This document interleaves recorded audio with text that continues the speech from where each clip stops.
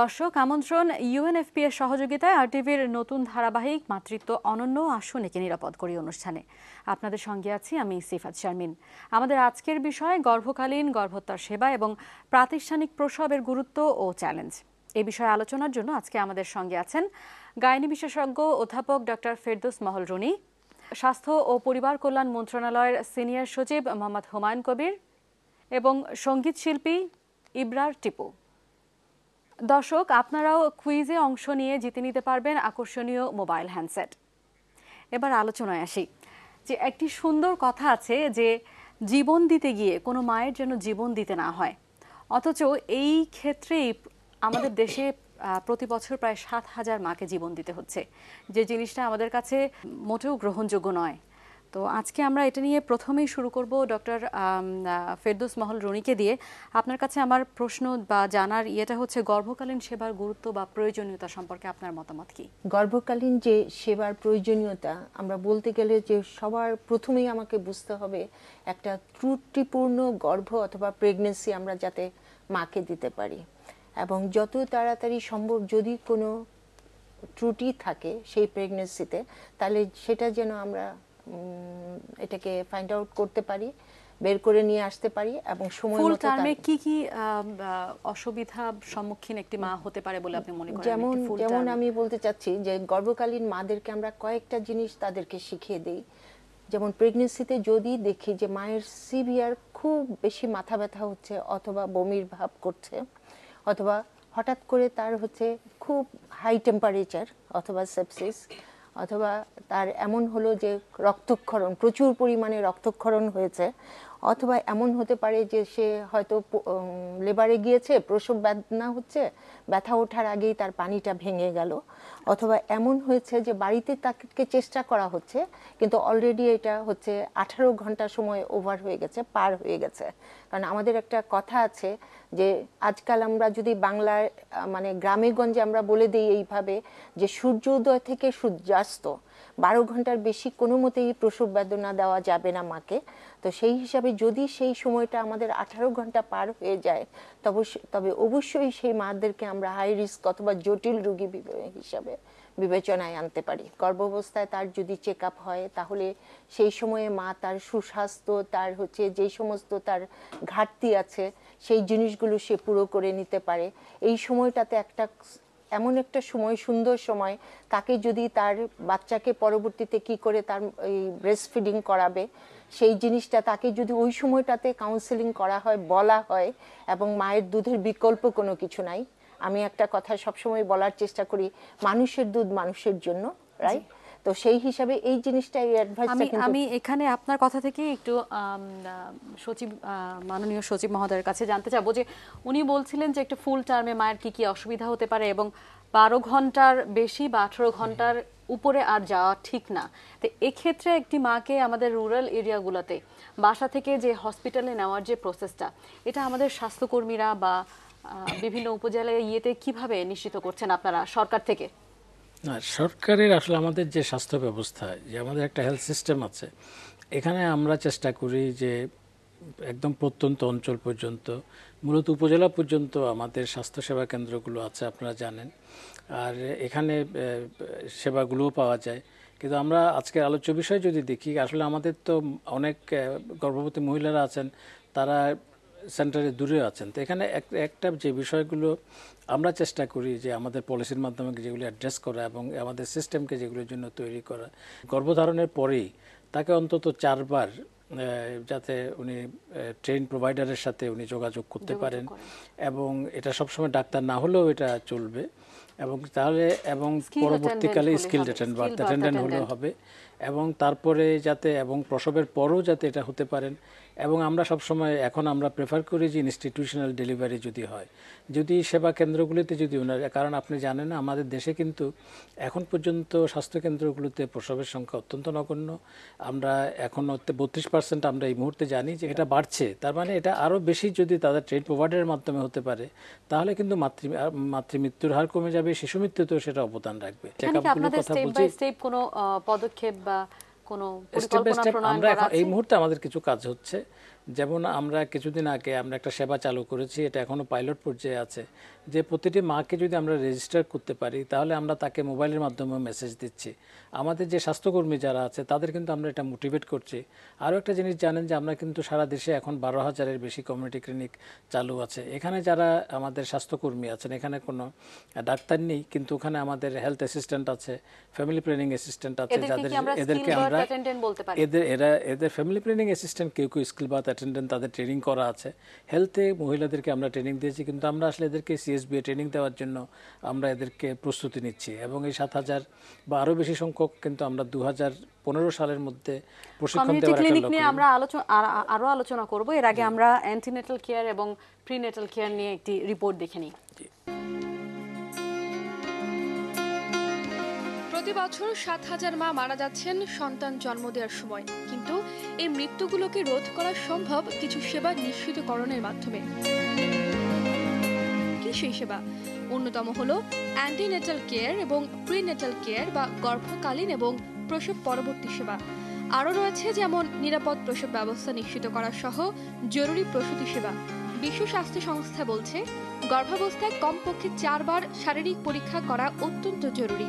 পরিসংখ্যান বলছে সন্তান জন্মদানের 48 ঘন্টার মধ্যে মাত্র 22% মহিলা প্রসব পরবর্তী সেবা নিয়ে থাকেন। এখন আসি প্রাতিষ্ঠানিক প্রসব কিংবা ইনস্টিটিউশনাল ডেলিভারি প্রসঙ্গে। অবাক করার মতো ব্যাপার হলো এখনো 80%-এর বেশি মা সন্তান প্রসব করাচ্ছেন বাড়িতে। কিন্তু কেন? অনেকের ধারণা বাড়িতে সন্তান প্রসব করালে সেবা ভালো পাওয়া যায়, অর্থাৎ আমরা হাসপাতালের সেবা সন্তোষজনক পর্যায়ে নিয়ে যেতে পারিনি। আরেকটি বড় কারণ সচেতনতার অভাব। অন্যদিকে হাসপাতালে ডেলিভারির গুরুত্ব সবার সামনে পরিষ্কারভাবে তুলে ধরতে পারেনি। এছাড়াও হাসপাতালের সেবা নিয়েও রয়েছে অনেক প্রশ্ন, যে কারণে হাসপাতালে ডেলিভারির সংখ্যা আশানুরূপ বাড়ছে না, ফলে প্রতিনিয়তই বাড়ছে মাতৃমৃত্যুর হার।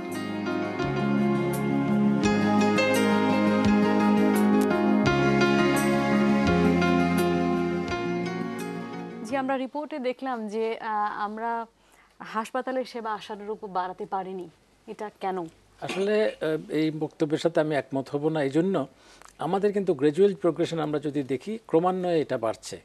এখন কথা হচ্ছে আমাদের কিছু কৌশল আমাদেরকে এখন রিইভ্যালুয়েট করতে হচ্ছে এবং আমরা নতুন কৌশল গ্রহণ করেছি। আমাদের স্বাস্থ্যকেন্দ্রগুলিতে আপনারা জানেন যে আমরা এগুলিকে 31 শয্যা থেকে 50 শয্যা বিশিষ্ট করছি।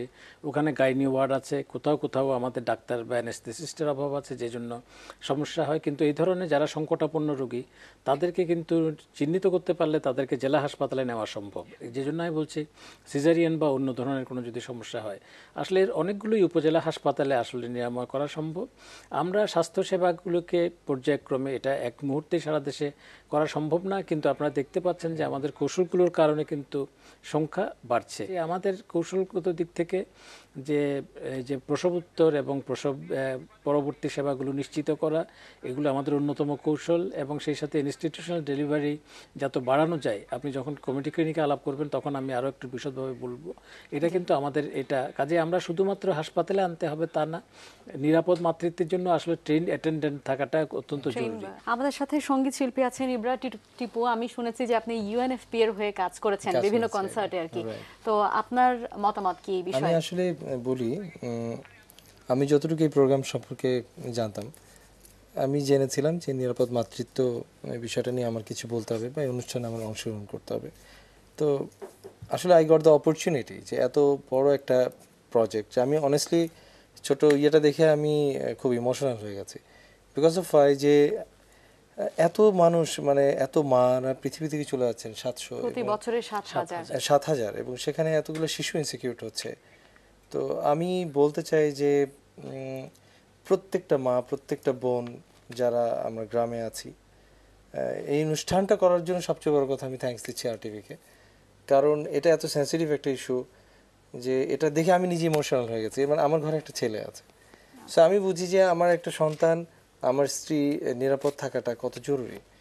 তো সেদিক থেকে আমি মনে করি প্রত্যেকটা যারা গ্রামে আছেন, যারা এই মুহূর্তে অনুষ্ঠান দেখছেন কিংবা দেখছেন না, যাদের পরিচিত ভাই বোন আছে, যাদের বোনরা প্রেগনেন্ট, তো আমরা কিছু সনাতন আমাদের যে ধারণা যেগুলো আছে, যে আমরা বাসায় অ্যারেঞ্জমেন্ট করে আমরা আমাদের থাকে না, এটা তো আমাদের গ্রামে আমরা দেখেছি, আমাদের দাদি নানি তাদের অনেক বেশি ছিল, তখন হয়তো এতটা জ্ঞানের পরিধি এত বেশি ছিল না, যেহেতু এখন টেকনোলজি অনেক ডেভেলপ করে গেছে, গ্রামে গঞ্জে মোবাইল চলে গেছে, সেটা গভর্নমেন্ট থেকে একটা ইনিশিয়েটিভ নিয়ে আছে থ্রু মোবাইল, এটা আমি খুবই অবাক হয়েছে এবং খুশি হয়েছি বিষয়টাতে অ্যাজ এ সিটিজেন।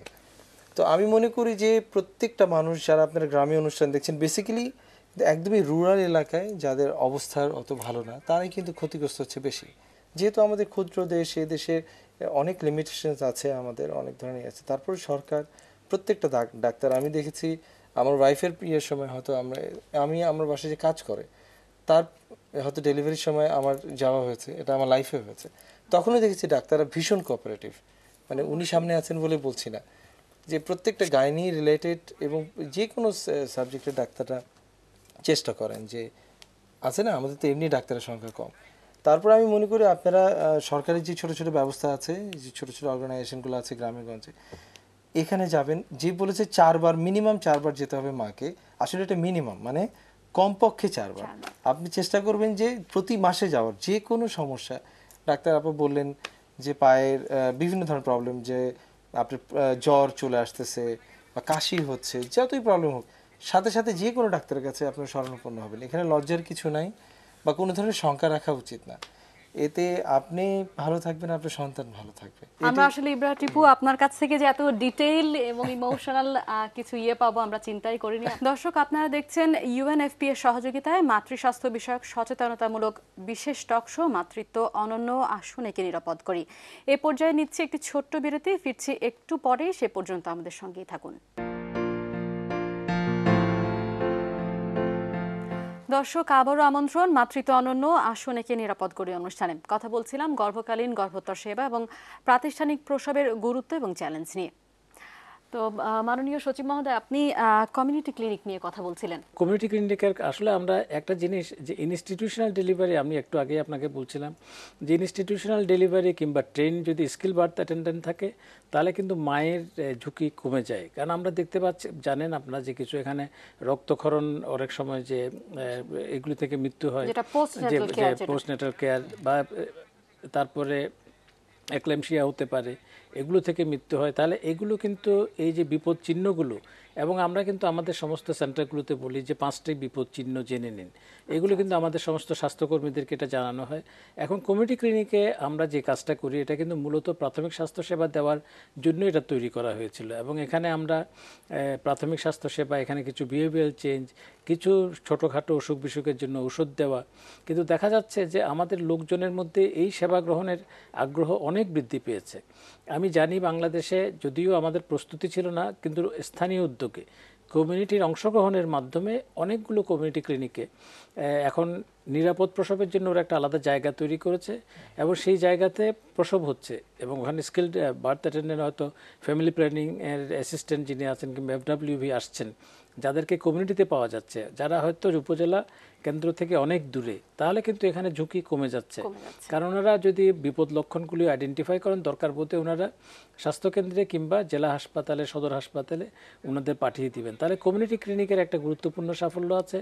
তার পাশাপাশি আপনারা জানেন যে পরিবার পরিকল্পনা, কমিউনিটি ক্লিনিকগুলো বলছেন, এগুলো কি 100% কার্যকর?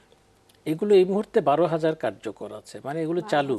এগুলোতে কোনোটাতে ওষুধের কোনো ঘাটতি নেই, ঔষধ সরবরাহ আছে, ওখানে 3 জন লোক। সাফল্য কতটুকু আমি এগুলো জানতে চাই, এখানে ব্যয়ের বিষয়টা, এটা সরকার, এটা পুরোটাই সরকারি, ফ্রি অফ কস্ট। এখানে ওষুধের জন্য এখানে পরিবার পরিকল্পনা সেবা দেওয়া হচ্ছে। জানাতে পারি যে কমিউনিটি যে এইগুলো আছে ক্লিনিকগুলোতে, এখানে আপনার কোনো পয়সা খরচ হবে না, আপনারা এখানে আমি বলতে চাচ্ছি আরো, আসলে কিন্তু ফ্যামিলি প্ল্যানিং সার্ভিসটাও কিন্তু নিরাপদ মাতৃত্বেরই অংশ। কারণ রিপ্রোডাক্টিভ হেলথ এনশিওর করতে গেলে আমাদের কিন্তু আসলে ফ্যামিলি প্ল্যানিং সার্ভিসও দেওয়া দরকার।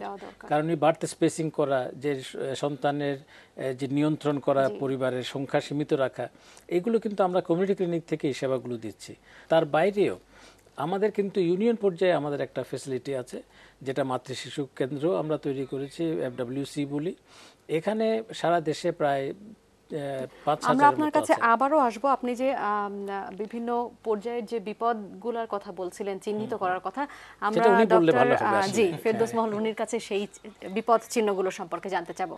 যে প্রথম কথা, এন্টিনেটাল কেয়ার যেটা আমরা বলছি, যে কালীন এবং গর্ভোত্তর গর্ভের প্রেগনেন্সি পিরিয়ডে যে ইয়াটা, সেখানে আমরা প্রথম কথা একটা পার্ট কিন্তু আমাদের ফ্যামিলি প্ল্যানিং। কারণ একটা অংশ এই মুহূর্তে যদি মাকে আমরা অ্যাডভাইস করি যে তার পরবর্তীতে বার্থ স্পেসিং, একটা বাচ্চা থেকে আরেকটা বাচ্চার তার গ্যাপটা কতদিন হবে, তাতে করে মায়ের যে হেলথ ইমপ্রুভমেন্ট করা কিংবা ওই বাচ্চাটাকে টেক কেয়ার করা, অ্যাজ ওয়েল এজ ওই সময়টার মধ্যে ওই স্পেসের মধ্যে সে কী ধরনের, তার জন্য কোনটা অ্যাপ্রোপ্রিয়েট ফ্যামিলি প্ল্যানিং মেথড হবে, এই জিনিসটা কিন্তু পার্ট অফ দ্য আমাদের অ্যান্টিনেটাল কেয়ার যেটা আমরা বলি তা সেটা কাজে। এবং আমরা দেখেছি যে ওই সময়টাতে যদি আমরা মাকে যেই ধরনের অ্যাডভাইস দিব ওটা কিন্তু তারা ফলো করে। গর্ভবতী মা যদি কখনো মনে করে তার প্রচুর মাথা ব্যথা হচ্ছে কিংবা তার চোখে ঝাপসা দেখছে, যেটা নাকি পরবর্তীতে আমরা এটাকে বলি এটা ইম্পেন্ডিং অ্যাক্লামশিয়া, অথবা তার পরের স্টেজটা হবে খিঁচুনি, রাইট? তাহলে এই ধরনের যদি কখনো সে নোটিস করে, অথবা তার হঠাৎ করে হুট করে মা ঘুমিয়ে আছে, হঠাৎ করে উঠে দেখলো তার বেড একদম ব্লাডে ভরে গেছে, রক্তক্ষরণ, সিভিয়ার রক্তক্ষরণ হয়েছে, অথবা এমন যদি হয় ওই মায়ের হাই টেম্পারেচার, জ্বর, প্রচুর জ্বর এসছে, কিংবা দেখা গেল যে মারা আমাদের দাদি নানি যারা আছে আনট্রেন্ড দায়ী, ওরা হয়তোবা মনে করেছেন বাড়িতে ডেলিভারি করব, আমাদেরও তো হয়েছে, কিন্তু আজকাল আমাদের ওই না, আমরা কিন্তু স্কিল বার্থ অ্যাটেন্ডেন্স, আমি আমার হসপিটালে যেমন তারা কিন্তু অ্যাট এ টাইম অনেকজন করে তারা কিন্তু ট্রেনিং নিয়ে যাচ্ছে, এবং প্রত্যন্ত এরিয়াতে তাদের এমন জায়গাগুলোতে তাদের প্লেসমেন্ট, ইভেন যদি তারা গভর্নমেন্ট তাদেরকে অ্যাবজর্ব করে তাহলেও ঠিক আছে, না হলেও তারা কিন্তু অ্যাটলিস্ট বাড়ি বাড়ি গিয়ে এই হাই রিস্ক পেশেন্টগুলোকে তারা সর্ট আউট করতে পারে, ডেলিভারি কন্ডাক্টও করতে পারে। আমরা তাদেরকে হসপিটালে টারশিয়ারি সেন্টারে দিয়ে দিচ্ছি, ট্রেন আপ করে দিচ্ছি। ওই মহিলারা যদি ওখানে গিয়ে দেখে যে হুট করে ডেলিভারি ব্যথা উঠেছে কিংবা পানি ভেঙে গেল, তার হচ্ছে ঠিকমতো প্রোগ্রেস করে নাই লেবার, এখনো ব্যথা ঠিকমতো শুরুই হয় নাই, তার আগে পানি ভেঙে গেছে, এবং এই পানিটা যে ভেঙে যাওয়ার তার পরবর্তী ইফেক্ট হচ্ছে হঠাৎ করে যদি বাচ্চার কর্ডটা বেরিয়ে আসে, এবং আমরা বলি যে উইদিন যদি হাফ এন আওয়ারের মধ্যে আমরা আধা ঘন্টার মধ্যে ওই বাচ্চাটা ডেলিভারি না করাতে পারি, তাহলে সেখানে কিন্তু পেরিনেটাল লস, তার মানে ওই বাচ্চাটাকে আমরা লস করব। আমি মাননীয় সচিব মহোদয়ের কাছে আবারও প্রশ্ন করব যে পিএনসির টা কেন, প্রিন্যাটাল কেয়ারটা আমরা কেন 100% এনশিওর করতে পারছি না? মূল কারণ হচ্ছে আপনি দেখেন যেটা পোস্টনেটাল কেয়ার, এটা কিন্তু আসলে 48 ঘন্টার মধ্যেই হওয়া বাঞ্ছনীয়। ফেসিলিটিতে না হলে সন্তান প্রসবের পরপরই পোস্টনেটাল কেয়ার আমরা যেটা দেখতে চাচ্ছি এটা তো সম্ভব না। ওই মাকে কোনো গ্রাম থেকে নিয়ে এসে বা যদি বা স্কিল প্রোভাইডারের কাছে সে না থাকে, তাহলে পোস্টনেটাল কেয়ারে মাকেও দেখা হচ্ছে, বাচ্চাকেও দেখা হচ্ছে। আমাদের বাসায় গিয়ে যে এটা কেন আমরা অ্যাপ্লাই করছি না পোস্টনেটাল কেয়ারের ক্ষেত্রে? বাসায় গিয়ে তো এই কাজটা করা, কিন্তু স্কিল প্রোভাইডার থাকলে তারা যদি সেফ ফিল করে, বাসায় অনেক সময় যে হবে না একদম 100% যে ইনস্টিটিউশন করা হবে সম্ভব না, কিন্তু ইনস্টিটিউশনে তো অনেক সুবিধা আছে, ওখানে ওষুধগুলো আছে, ওই সময়ে সংকটকালীন যে ওষুধগুলো দরকার সেটা আছে, ওখানে ডাক্তার আছে এবং রেফারেল করার একটা সিস্টেম আছে। ডক্টর ফেরদৌসী মহল বলছিলেন যে 2 সপ্তাহ পর স্কিল বার্থ অ্যাটেন্ডেন্টকে ওনারা আমাদের সচিব মহোদয়ের কথার সঙ্গে আমি অ্যাড করতে চাচ্ছি, উনি যেটাকে বলেছেন যে আমাদের যে প্রোটোকল আছে যে 2 দিনের মধ্যে, এর একটা যথেষ্ট কারণ আছে। যেমন আমরা দেখেছি যে মাগুলি গর্ভ উত্তর, তার মানে পোস্টনেটালে যে মায়ের মৃত্যুর হার এখনো পর্যন্ত অনেক বেশি, এবং তার 60 to 70%, 60 থেকে 70% হচ্ছে 2 থেকে 3 দিনে হয়। এবং সেই কারণের মধ্যে প্রথম কারণই হচ্ছে আমাদের খিঁচুনি, যেটা বলেছিলাম আমি, অ্যাক্লামশিয়া, যেটা ইন্টিনেটাল থেকে হতে পারে অথবা ডেলিভারির পরপর হতে পারে, অথবা সিভিয়ার রক্তক্ষরণ। হ্যাঁ, কারণ ডেলিভারির পরপরই হচ্ছে তার নর্মালি ফিরে আসতে আমাদের একটা অবজারভেশন পিরিয়ড আছে, সেটাকে 48 আওয়ার্স আমরা বলেছি, 2 দিন। তারপরে তার কোনো সেপসিস যদি হয়, কোনো ইনফেকশন যদি হয়, তো এই কিছু কারণগুলোর মৃত্যুর হার আমাদের হচ্ছে 2 থেকে 3 দিনের মধ্যে ম্যাক্সিমাম 70%, 70% হচ্ছে এটা। সেই হিসাবে আমাদের একটা আমরা যেটাকে ডিমার্কেশন করি সেটা হচ্ছে যে এটা হচ্ছে আমাদের অবজারভেশনাল পিরিয়ড, রাইট? দেন হচ্ছে পিওর পেরিয়ামের যেটা পোস্টনেটাল কেয়ার, ওটা কিন্তু আমাকে নিয়ে যেতে হবে পিওর পেরিয়াম পুরোটা। এবং আসলে এখানে কিন্তু আপনি যদি দেখেন এখানে দুটো জিনিস বেরিয়ে এসছে। আমরা কিন্তু জানি কি কারণে মা মারা যাচ্ছে। একলামশিয়া এটা সহজে ওনারা ট্রিট করতে পারেন। রক্তক্ষরণ এখন অত্যন্ত সহজ একটা, আমরা এখন মিজোপ্রোস্টল আমরা দিচ্ছি সব জায়গাগুলোতে, এটা দিলেই রক্তক্ষরণ বন্ধ করা সম্ভব। এবং এটার জন্য একদম অনেক সময়ের দরকার নেই, এটা শুধুমাত্র আসলে ওনাকে অবজার্ভ করার উপরে চলে। এবং যদি সেপসিস বা ওটা হয় সেজন্য তো আসলে আমাদের ডাক্তারের কাছে যেতে হবে, অ্যান্টিবায়োটিক কভার দিতে হবে, এবং অ্যান্টিবায়োটিকও আছে এটার জন্য। শেষ পর্যায়ে আপনার কাছে আমি একটু জানতে চাবো যে হাসপাতালে ডেলিভারির সংখ্যা বাড়ানোর ব্যাপারে আমাদের সরকারের কোনো ফিউচার প্ল্যান আছে কিনা? অফকোর্স, এটাই তো আমরা চাচ্ছি যে হাসপাতালে আসুক। আমাদের আসলে কিছু কিছু এরিয়া আমরা আইডেন্টিফাই করেছি যেখানে হয়তো যেগুলো একটু লো লাইং এরিয়া, যা এখানে অ্যাক্সেসিবিলিটি একটা সমস্যা আছে, যে অনেক দূর থেকে মাকে আনতে হচ্ছে। তো এখানে উপজেলা সিস্টেমকে আমরা স্ট্রেংথেন করছি। উপজেলাতে আমাদের হাসপাতাল আছে, কিন্তু আমাদের দেশে কিছু জনবলের যে সমস্যা ছিল, আমাদের হিউম্যান রিসোর্সেস ফর হেলথ যেটা বলি, এখানে একটা ব্যালেন্স ছিল না। আমাদের অনেক জায়গাতে গাইনি আছে কিন্তু দেখা যাচ্ছে অ্যানেস্থেসিস নাই। তাহলে এখানে এই পেয়ার ছাড়া কিন্তু কাজ হবে না। তাহলে আমরা এনশিওর করব এখন থেকে যাতে গাইনি ডাক্তারের সাথে সার্জনের সাথেও অ্যানেস্থেসিস যেন থাকে, এটা আমরা এনশিওর করার চেষ্টা করছি। এবং আমরা কিন্তু খুব স্বল্পমেয়াদী প্রশিক্ষণ দিয়ে অ্যানেস্থেসিসদের তৈরি করার চেষ্টা করছি, এবং খুব দ্রুতই আমাদের আসলে ফার্স্ট ব্যাচ বেরিয়ে যাবে। প্রতি বছর আমাদের 100-র উপরে ট্রেন্ড আপ হবে। তাহলে আমরা কিন্তু প্রত্যন্ত অঞ্চলগুলিকে আমরা তৈরি করতে পারবো। ইএমওসি কিন্তু আমাদের একটা প্রোগ্রাম আছে যেগুলি জেলা হাসপাতালগুলোতে আছে, এমার্জেন্সি অবস্টেট্রিক কেয়ার। এটাকে কি ধরনের লাগতে পারে যে আমাদের সমস্ত হাসপাতালগুলোতে আছে। এখন আমরা সদর হাসপাতালগুলোতে যাব, পর্যায়ক্রমে এগুলোকে আমরা আসলে উপজেলা পর্যায়ে নিয়ে যেতে পারবো যখন আমাদের আসলে আমাদের আলোচনার আরো অনেক কিছু ছিল, এটা আসলে অনেক আলোচনা করেও শেষ হবে না। তারপরেও আমরা মনে করি যে যতটুকু আমরা আজকে বলতে পেরেছি বা আমাদের ভিউয়ার্সদেরকে যে ইনফরমেশনটিকে দেওয়ার দরকার ছিল, আমার মনে হয় যে কিছুটা হলেও আমরা পেরেছি। তো আমাদেরকে সময় স্বল্পতার জন্য অনুষ্ঠান শেষ করতে হবে। আমরা শেষ করব ইব্রা টিপুর একটা গান দিয়ে। নারী আমার বোন, নারী প্রাণের প্রিয়তম, নারী আপনজন, নারীর কারণে পৃথিবীতে আসা, পৃথিবীর আলো দু চোখে দেখা, যুগে যুগে নারী রেখে গেছে কত না স্মৃতি গাথা, যুগে যুগে নারী রেখে গেছে মমতার নকশি কাঁথা, রেখে গেছে তারা পৃথিবীতে কত না অবদান। নারীকে তাই শ্রদ্ধা জানাই, বুক ভরা